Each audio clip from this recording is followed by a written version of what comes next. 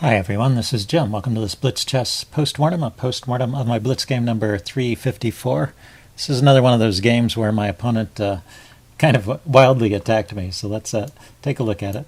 d4, knight f6, normal moves, bishop f4. This could be leading into the London system. In fact, it was classified as the London system by the software that I used when I saved the game, but he's not playing it really like a London system, so I just called it a queen's pawn opening. I'm playing d5. If it was the London system, he would be playing moves like e3 and knight f3. Instead, he plays h4. So a very peculiar move, and we're completely out of the opening book at this point. Up until this point, though, we were still potentially in a normal opening, and would have transposed into a London system if we'd followed normal channels. But h4, you're just outside the mainstream there. So I play c5. He goes knight c3, and already I should have started worrying about this knight b5 to c7 idea. But right now it's not a problem because I always have this queen check. So I was safe to take this pawn. Queen comes back and knight here, hitting the queen, and the queen has to move. So still safe against this tactic. Then I played e6, and now e6 is just no, I'm sorry.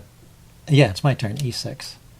Yeah, e6 is just a kind of a lazy move. I should really play e5 here. It's the top choice. Either e5 or d4 are the top two choices of the computer engine. Yeah, e5 is the logical move here, right? Take over the center and gain a tempo on the bishop. There's nothing stopping me from playing e5. I should really just put it out there. So I played this lazy move, e6, and my opponent gets away with this very sloppy opening. Anyway, he plays a3, and I went bishop d6. I guess the interesting thing is he could try knight b5 here. But I can still play e5. So knight b5 doesn't have any force. e5 blocks the diagonal of the bishop, and the knight has nowhere to go. So knight b5 isn't really doing anything at this point. He played a3. I went bishop d6, shutting down these ideas altogether, but resulting in a more or less equal position when I really could have had a much better position. He castled. I played a6 in an excess of caution. Well, a6 also has the idea of setting up b5, giving me a square for my bishop and launching a pawn attack on the queen side here against my opponent's king. So it's not necessarily a horrible move, but wasn't needed just to control the b5 square because knight b5 is still no danger here. He went e3, and I castled. And now he played h5. He was just sort of waiting for me to castle, and then he's going to play h5 and left the pawn sitting there.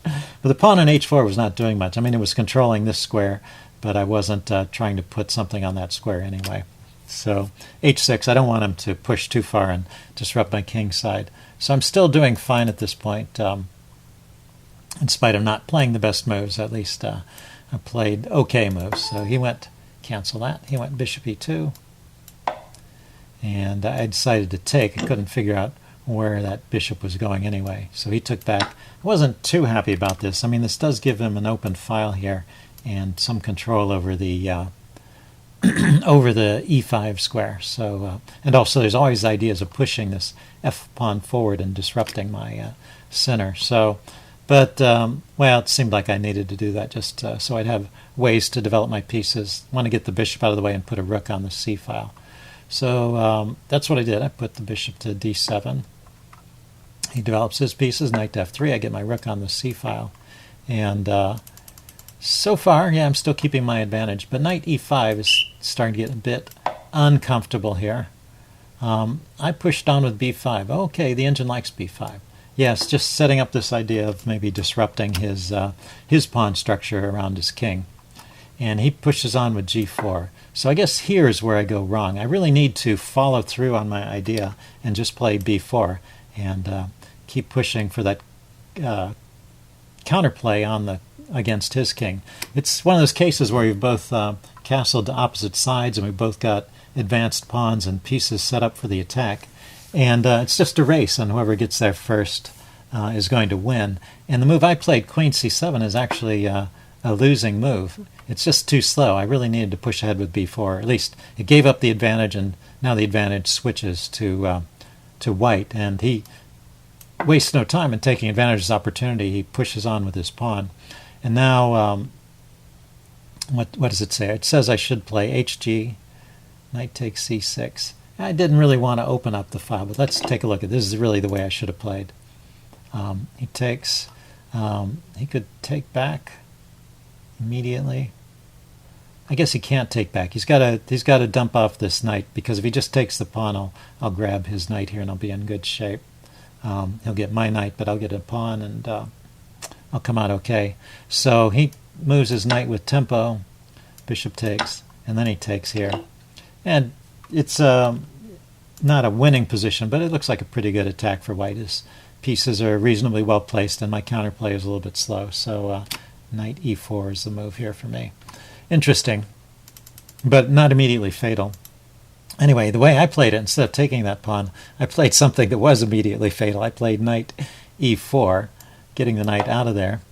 And the problem is there's all this pressure on the d file, and they didn't quite realize it until after he took here. I said, okay, well, I've got to get rid of this knight, because otherwise this bishop is just hanging here after I open up the e-file. So he takes back. He could have tried to save his knight, but then I could move my knight away, so that would be okay. Then I grab his knight. And I've realized by this time that he can't actually take the bishop because I have a threat. So this is the importance of counterplay. So queen takes d7. Queen takes c2, checkmate is how the game ended. Very sudden and abrupt end. But there was actually one other point I wanted to go back to. So right here when I played queen c7.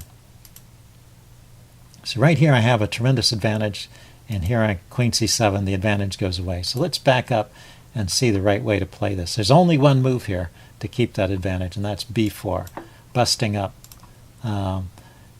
white's kingside pawns, white's pawns around his king. So what can he do? Can he push on with g4? That's one thing to look at. g5. Just b takes c3. Oh, b takes c3 hits his queen. Queen to e3, and then knight takes e5.